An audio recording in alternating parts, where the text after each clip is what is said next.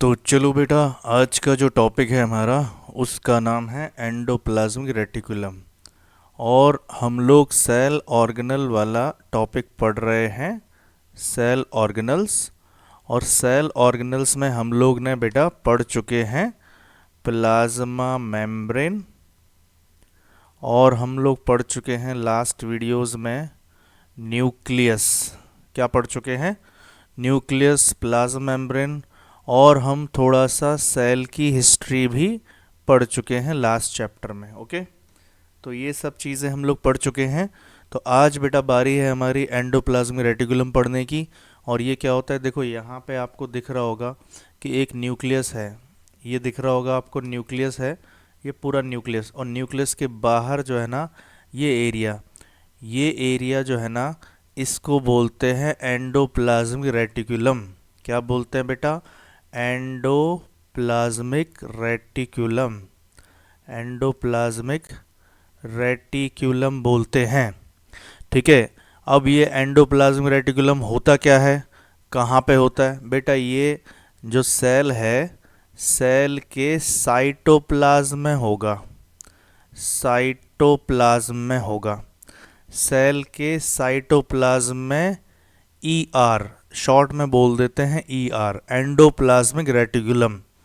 और ये चीज़ बेटा क्या होती है, एक नेटवर्क होता है। ये एक नेटवर्क होता है ट्यूब्स का, ट्यूबल होते हैं छोटे छोटे जो कि फोल्डेड हैं। देखो यहाँ पे, यहाँ देखो आप, न्यूक्लियस के पास में ही देखो ये छोटे छोटे ट्यूबल्स, सेक्स, छोटे छोटे सेक्स, मतलब कि छोटे छोटे पाउचेस टाइप के और फोल्डिंग टाइप्स की हैं यहाँ पे। ठीक है। न्यूक्लियस के जस्ट बाहर देखो आप, जस्ट बाहर। और ये जो छोटे छोटे पॉइंट्स दिख रहे हैं आपको ईआर के ऊपर, ये छोटे छोटे पॉइंट्स, ये छोटे छोटे डॉटेड वगैरह दिख रहे हैं जो, ये जो हैं बेटा, इनको हम लोग बोलते हैं राइबोसोम्स। क्या बोलते हैं बेटा? राइबोसोम्स। ठीक है, इनको बोलेंगे अपन राइबोसोम। ओके, देखो, राइबोसोम। सबसे पहले क्या समझना है? सबसे पहले समझना है कि न्यूक्लियस के बाहर जो है वो ईआर है। और ईआर क्या होता है? एक मेम्ब्रेन ट्यूब का, एक मेम्ब्रेनस ट्यूबल का एक नेटवर्क होता है, एक जाल टाइप का होता है। ठीक है। और उसके अंदर सेक्स भी होते हैं, छोटे छोटे पाउचेस भी होते हैं, जिसको हम सिस्टर्न बोलते हैं। क्या बोलते हैं बेटा? सिस्टर्न बोलते हैं। ठीक है। कहाँ मिलेगा? साइटोप्लाज्म मिलेगा। और कौन सी वाली सेल? आपको पता है बेटा, दो टाइप की सेल होती हैं। एक होती हैं प्रोकैरियोटिक और एक होती हैं यूकैरियोटिक। तो हमारी जो सेल्स हैं उनको बोलते हैं यूकैरियोटिक। तो ये आपको यूकैरियोटिक में देखने को मिलेगा, साइटोप्लाज्म में, यूकैरियोटिक सेल के साइटोप्लाज्म में देखने को मिलेगा। क्या क्या काम करता है? इसका काम है सब्सटेंस का ट्रांसपोर्ट करना, उन्हें बनाना और फोल्डिंग्स करना। किस किस की सब्सटेंस? मतलब सेल के अंदर प्रोटीन है और लिपिड्स हैं, इन दोनों को बनाना, उनको इधर से उधर ले जाना और इनकी फोल्डिंग्स करना। फोल्डिंग्स मतलब इनको मॉडिफाई करना। तो ये सारा काम किसका है बेटा? ये सारा काम है एंडोप्लाज्मिक रेटिकुलम का, ट्रांसपोर्ट करना, सिंथेसाइज करना और फोल्डिंग करना। किसको? प्रोटीन को और लिपिड को। तो प्रोटीन भी और लिपिड भी, इन दोनों को क्या किया जाएगा? ट्रांसपोर्ट किया जाएगा, सिंथेसाइज किया जाएगा और इनकी फोल्डिंग की जाएगी। ठीक है। तो इसका मतलब ये हुआ कि यहाँ अगर हम एक सेल बना रहे हैं और सेल के अंदर एक न्यूक्लियस बना रहे हैं, तो न्यूक्लियस के चारों तरफ इसने जो, ये जो एरिया दिख रहा है आपको, इसको बोलते हैं अपन ईआर। और ईआर होती है बेटा दो टाइप की, एक होती है स्मूथ वाली और एक होती है बेटा रफ ईआर। एक होती है स्मूथ और एक होती है रफ। तो एक हो गई बेटा स्मूथ ईआर और एक हो गई रफ ईआर। ठीक है।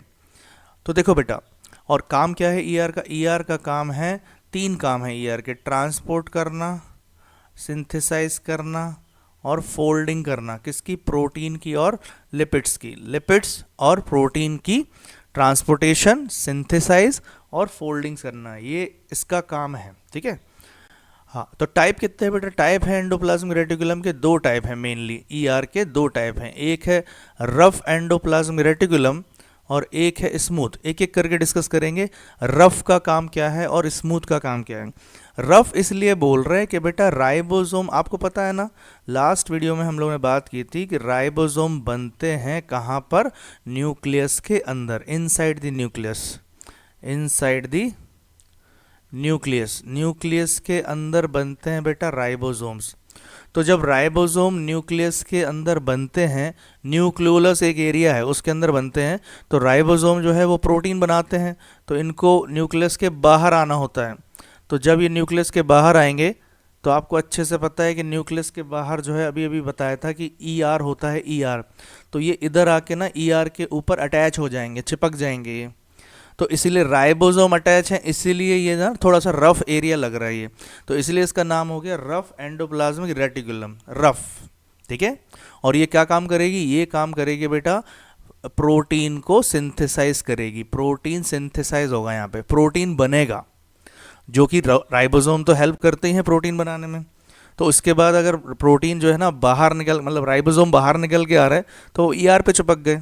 तो ईआर कौन सा हो गया, जैसे छोटे छोटे डॉट से छोटे छोटे मॉलिक्यूल टाइप के चिपक गए, छोटी छोटी यूनिट चिपक गई किसी सरफेस एरिया पे, तो वो एरिया तो रफ हो गया ना। तो इसीलिए उसका नाम क्या रख दिया बेटा, रफ एंडोप्लाज्मिक रेटिकुलम। और इसका सिंपल सा काम है कि प्रोटीन को सिंथेसाइज किया जाएगा। ठीक है, प्रोटीन को बनाया जाएगा। ओके। दूसरी चीज़ क्या है, दूसरी एक और ईआर होती है, जैसे मान लो ये इस पे जहाँ जहाँ डॉट दिख रहा है आपको, ये तो है रफ। ठीक है। और जहाँ डॉट नहीं है, मतलब राइबोसोम नहीं है, तो उस जगह का नाम है स्मूथ, क्योंकि यहाँ पे राइबोसोम इंक्लूड नहीं है, मतलब राइबोसोम यहाँ पे अटैच नहीं है। तो जब राइबोसोम अटैच नहीं है तो कुछ और अटैच होगा, जब राइबोसोम अटैच नहीं है बेटा तो कुछ और अटैच होगा। तो यहाँ पे अटैच होगा फैट, जिसको हम लोग बोलते हैं लिपिड। क्या अटैच होगा, लिपिड, फैट। ठीक है। तो जब बेटा जहाँ पे राइबोसोम अटैच हैं उसको बोल दिया हमने रफ एंडोप्लाज्मिक रेटिकुलम, जहाँ पे नहीं है तो उनको बोल दिया हमने स्मूथ एंडोप्लाज्मिक रेटिकुलम। इसका फंक्शन क्या है, इसके फंक्शन यार बहुत तगड़े हैं। इसके फंक्शन देखो भाई, एक तो लिपिड बनाना इसका काम है, ठीक है, क्योंकि इसके ऊपर ना लिपिड अटैच हो रहा है, तो लिपिड बनाना इसका काम है, फैट बनाना इसका काम है। ठीक है। और देखो अब ये बताओ कि सेल के अंदर ईआर होता है ना, तो सेल तो हमारी पूरी बॉडी में है, मतलब हमारी बॉडी बनी सेल से है, तो लिवर भी हमारा सेल से बना होगा। तो लिवर की जो ईआर होंगी, मतलब लिवर की जो सेल होगी उसकी जो ईआर होगी, वो क्या काम करती है, सुनो, वो करती है कि जो बॉडी में ड्रग्स और पॉइजन आते हैं उनको डिटॉक्सिफाई करती है, मतलब जो उनको क्लीन करती है। ठीक है। ड्रग्स आ रहे हैं, जैसे फॉर एग्जांपल हम लोग कुछ भी दिन भर में कुछ भी खा रहे हैं या कोई दवाइयाँ खाते हैं, तो वो ड्रग्स तो हैं ही। ठीक है। और जो भी चीज़ें खा रहे हैं, जैसे मान लो हमने खाना खाया या कुछ भी बाहर का कुछ खाया, तो उसमें छोटा सा बहुत लिटिल अमाउंट में पॉइजन भी हमारी बॉडी में बनता है। तो ये पॉइजन्स को, ड्रग्स को, इन सब को डिटॉक्सिफाई करती है कौन, लिवर करता है, लिवर। तो लिवर किससे बना हुआ है, सेल से बना हुआ है। तो लिवर की सेल के अंदर भी कौन सी चीज़ है, ईआर। तो सबसे मेन काम किसका है, ईआर का। ठीक है। अपन को लगता है बाहर से कि लिवर डिटॉक्सिफाई कर रहा है, नहीं, लिवर तो कर रहा है, लेकिन लिवर भी तो सेल से बना है ना बेटा। लिवर एक ऑर्गन है, तो ऑर्गन टिश्यू से बने, टिश्यू सेल से बने, तो ये सेल कर रही होगी। और सेल के अंदर, सेल तो एक प्रॉपर एक फैक्ट्री है ना, तो उस फैक्ट्री में एक ईआर नाम का एक यूनिट है, एक ऑर्गेनल है, जो कि इसको डिटॉक्सिफाई कर रहा होगा। ठीक है। अच्छा, अगर मसल्स की बात करें, जैसे हमारी बॉडी में मसल्स भी हैं, तो अब मसल्स जो हैं इनकी भी सेल्स होंगी, और जो मसल्स की सेल हैं तो भाई इनमें भी ईआर होंगे। वेरी गुड, ईआर तो होंगे। तो ईआर जो है, इसका जो मसल का ईआर है वो आपका क्या करता है, स्टोर करता है कैल्शियम को। स्टोर किसको करता है बेटा, कैल्शियम को स्टोर करता है। ओके। तो देखो बेटा, स्टोर कैल्शियम आयोन्स इन मसल सेल, और इम्पॉर्टेंट क्यों, कैल्शियम का काम क्या है मसल्स में, कैल्शियम का काम है मसल्स को कॉन्ट्रैक्ट करना। आप अपने टेबल से, अपनी चेयर से या अपनी घर में कोई भी चीज़ उठाते हैं, तो आप ये बताओ कि आपकी मसल्स कॉन्ट्रैक्ट होती हैं, तभी तो आप किसी चीज़ को उठा पा रहे हैं, तभी तो आपके पास पावर आ रही है उठाने की।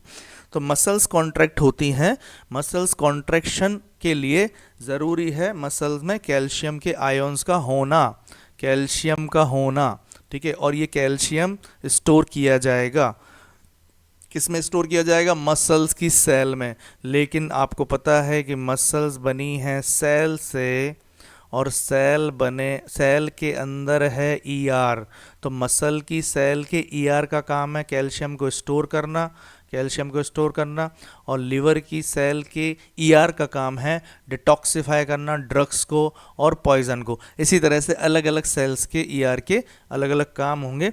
मोस्ट इंपॉर्टेंट हम लोग को ये समझना है कि सबसे पहले क्विक रिवीजन ले लेते हैं, और क्विक रिवीजन लेते हैं कि भैया हम लोग क्या पढ़ रहे हैं आज। तो हम लोग आज पढ़ रहे हैं बेटा एंडोप्लाज्म रेटिकुलम, और इसके अंदर हम लोग ने पढ़ा एंडोप्लाज्म रेटिकुलम एक नेटवर्क है जो कि मेम्ब्रेन से मतलब मेम्ब्रेन वाले ट्यूबल्स हैं, ठीक है, जिनको हम लोग सिस्टन बोल सकते हैं। सिस्टन, ट्यूबल नहीं बोल, ट्यूबल तो उसका एक मतलब नॉर्मली बोला मैंने, ट्यूबल्स है और सेक्स है, इन सबको एक नाम दिया गया है जिसका नाम है सिस्टन। क्या नाम है? सिस्टन। कहाँ मिलेगा? साइटोप्लाज्म में मिलेगा। कौन सी सेल होंगी? यूकैरियोटिक सेल होंगी, ठीक है। और इम्पॉर्टेंट रोल क्या है? इम्पॉर्टेंट रोल है किसी प्रोटीन या लिपिड को बनाना, उसको ले जाना, सिंथेस एक मिनट, ये देखो, यहाँ देखना, इसको प्रोटीन या लिपिड को, प्रोटीन और लिपिड को सिंथेसाइज करना। क्या करना? सिंथेसाइज करना। फिर उसको यहाँ से वहाँ ले जाना, ट्रांसपोर्ट करना, और फिर उसके बाद उसकी या उसके पहले, मतलब तीनों काम है। एक तो फोल्डिंग करना, मतलब उसको मॉडिफाई करना। मॉडिफाई भी किया जाता है, सिंथेसाइज भी किया जाता है, ट्रांसपोर्ट भी किया जाता है। कितने टाइप की ईआर हैं बेटा? दो टाइप की ईआर हैं। दो टाइप की ईआर हैं। एक ईआर का नाम है रफ एंडोप्लाज्म रेटिकुलम, और एक ईआर का नाम है स्मूथ एंडोप्लाज्म रेटिकुलम। रफ क्यों बोल रहे हैं? क्योंकि राइबोसोम अटैच है। स्मूथ क्यों बोल रहे हैं? राइबोसोम अटैच नहीं है, लिपिड अटैच है। राइबोसोम अटैच है तो प्रोटीन ही बनेगा 100%, और अगर लिपिड है तो लिपिड के लिए तो भाई अलग अलग सेल्स में अलग अलग काम, मैंने बताया आपको। लिपिड है मतलब कि यहाँ पे स्मूथनेस है, ठीक है, लिपिड बनाया जाएगा, लिपिड मतलब होता है फैट, ठीक है। और ये क्या करेगी? लिवर की अगर ईआर है, लिवर की सेल की अगर ईआर है तो वो ड्रग्स और पॉइजन को डिटॉक्सिफाई करेगा। और अगर मसल्स की ईआर है, मसल सेल की ईआर है, तो वो कैल्शियम के आयोन्स को स्टोर करेगा for the muscle contraction. Okay, चलो, आई होप आप लोगों को समझ में आया होगा। तो वीडियोस को शेयर करिए और वीडियोस पे कमेंट्स करिए जो भी आपको नहीं समझ में आया, और चैनल को सब्सक्राइब करके इसको आगे बढ़ाने की कोशिश करिए। Thank you so much. फिर मिलते हैं नेक्स्ट वीडियो में। Thank you.